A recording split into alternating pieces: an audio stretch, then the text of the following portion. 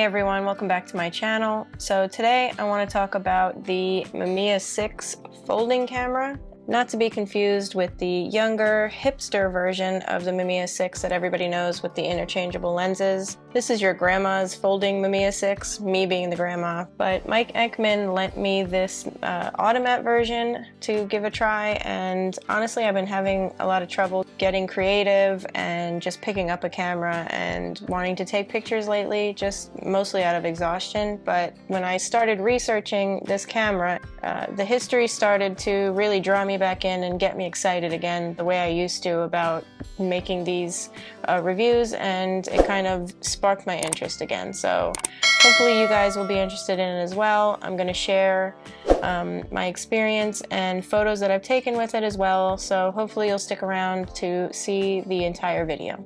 So Seiichi Mamiya, I think that's how you pronounce it, he created his company called Mamiya Optical Works in 1940, and his first camera that he put out was the Mamiya 6 folding camera. Obviously not this version, this is the automat, this came later. And his 6x6 folder had a lot of different variations over time, like the automat. The automat, I believe, was the last version, and they continued to release different variations of the camera until 1958. What makes this 6x6 camera stand out from the others that were coming out at the time, because other companies had 6x6 folders also coming out, but this one was a little different because it has a different mechanism to focus with. Mamiya, being an inventor, he created a design that made it so that the film plane moved instead of the lens in order to focus. And the camera wasn't on the market long before World War II broke out with Pearl Harbor in December of 1941.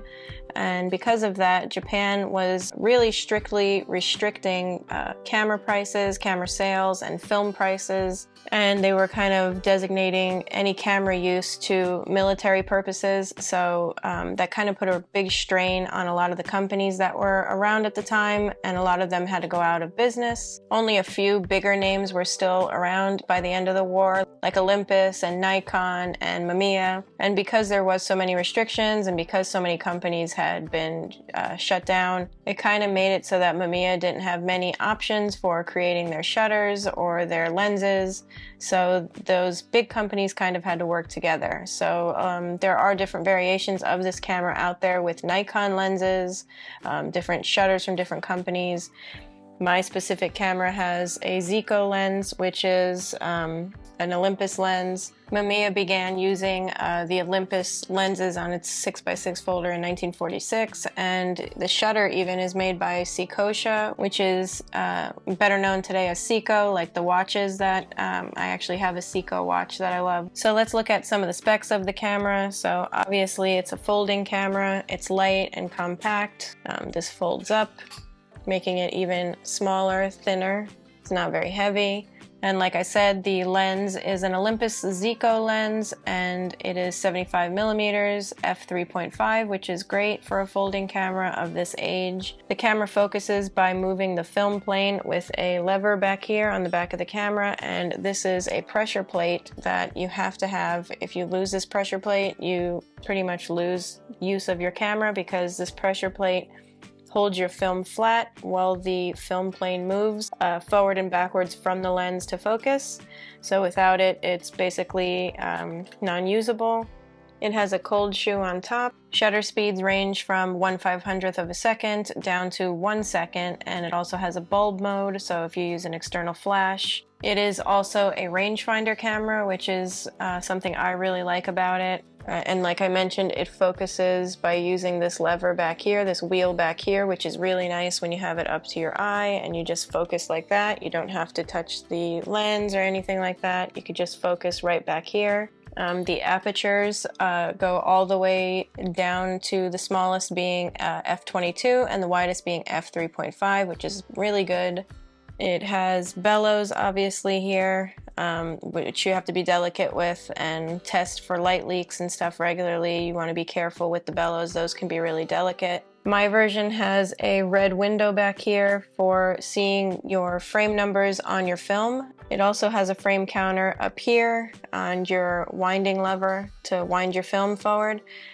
You have to make sure when you're loading your film that this is set to red, reset to red. The little window back here is red. I'm emphasizing that because I didn't do that at first, and all my film was overlapping. It wasn't correctly spacing my frame. So when you load the film, you want to make sure that it's reset to red and that you follow specific instructions, which I will include with a video. I made a short showing myself loading the film, and because my version is an automat, it will automatically recock the shutter as I turn it. So once it gets to the next frame, it recocks the shutter. I don't have to keep doing that, which is how you cock the shutter. So that's a nice feature of having the automat version of this camera. So those are the specs. It doesn't have a ton of stuff, which is fine with me because less is more for me. It does have ASA up here, or ISO, better known now as ISO, but it only goes up to 200, so there's no point in even setting that because unless you're using 200 speed, but I rarely do, so I don't bother to use this memo portion here. So I was excited when Mike lent me this camera because I'm always looking for a compact medium format camera that I can bring places with me, because the Pentax 6.7 is an awesome camera, so is the RB 6.7, but they are monsters. They're pretty big, and it's not something I can just bring with me. So I was excited when he told me he was sending me this one because obviously it's really compact. So I just want to go over my experience when shooting with the camera and then give you some pros and cons. So we took this out to Tradition. That's where I tend to go. You can see in a lot of my videos that we go to Tradition a lot, and I go there to take pictures because it's really pretty there. And right off the bat on that day, I started off really excited and I was setting up my camera, and Kelsey was getting Lainey ready to walk around with us, and I totally forgot that you're not supposed to cock the shutter before you set the shutter speed. I had cocked the shutter already and then decided I wanted to change the shutter speed to 1/500th, and it was not turning. Both wheels for aperture and shutter are up front here on the lens, and the ribbed shutter speed wheel here, on mine at least, is not the easiest to turn. And when I was trying to turn it this way to get to 1/500th, it wasn't budging, and I was like thinking, obviously not thinking correctly, you know, why isn't it moving? And see, it moves fine when the shutter is, you know, not cocked.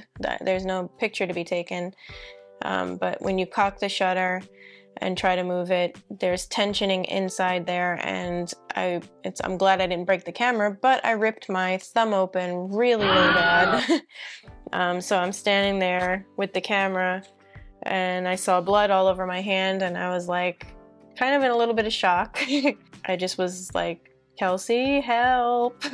And she luckily had a boo-boo kit in her diaper bag, so she patched me up and everything, but it was pretty bad. It was bleeding pretty bad. It was deep, and I wasn't sure if I was going to continue to even take pictures that day. I was really upset, but Kelsey told me to continue and that it would be fine, so I'm glad she did, and I was being a little baby. So we did. We went about our day that day, walking around Tradition, and I took pictures, and it was really nice. I really liked the results that I got with this camera, and I was really surprised actually at how sharp it is. And that will kind of bring me to the pros and cons now. I'll start with the cons first, and the first one being that the wheels are so close together. The shutter speed wheel is not that hard to access, but the aperture wheel being back here is not the easiest to grip because they're so close together, but that's something that did stand out to me when I was shooting with the camera. Another con would be that it doesn't have any strap lugs, so you can't put a strap on it. I think you can buy third-party cases for it that will have a strap, obviously, from other companies, newer companies, but yeah, it doesn't have strap lugs, so you can't exactly hang it around your neck or anything. And another one would be, like I mentioned before, that loading the film can be difficult if you don't know what you're doing. You have to remember the steps. And the pressure plate, if you lose that, you're done with the camera. That's a really big con, so you want to make sure you don't ever lose that. But those are the cons. The pros, to me, outweigh the cons. The pros would be that the shutter goes up to 1/500th of a second. That's plenty of shutter speed that you need when shooting film, in my experience. The lens is really sharp. There was no vignetting, and I'm not sure if this is a coated lens. It looks like it is, but the color rendering with this lens is really nice. Everything was really great. I really liked the pictures that I got. It's really light and compact. That's a huge pro for me. And easy to focus, easy to use. You know, if I could get past my thumb being cut open, I learned my lesson though. But yeah, I mean, there's really no huge cons that would make me not like this camera. I highly recommend this camera. It's affordable. You can find them on eBay. I'll leave an affiliate link down to buy one on eBay. If you do want to buy one, that would help out the channel if you use my link. But I think I'm actually going to get one and see if Mike wants to sell me his, but to sell me this one, if not, because I really like it, and I'm always looking for a compact medium format camera to bring along with me. So that's it. I really enjoyed using this camera. Mike always sends me the coolest cameras. I love using anything he sends me. I've had a great time using this and learning about it and learning the history of Mamiya. It's been really fun. So thank you, Mike. So I'm going to leave you guys with some more photos that I took with this camera, and if you're in the market for a camera like this, I hope this helped you. I hope this gave you some information that was useful to you. If it was useful to you, or if you liked it, or if you want to help the channel, please don't forget to subscribe, hit the thumbs up. And also, if you want to help the channel, there's always a link down in the description where you can send a donation or buy my zines, and that's always really helpful to me. I have a new zine out right now called Riding in Cars with Film 2020 through 2023, and I have a video on that if you want to go check that out. But those things all help me to continue to make these videos. So that's it, and as always, I hope you guys will stay motivated and keep shooting.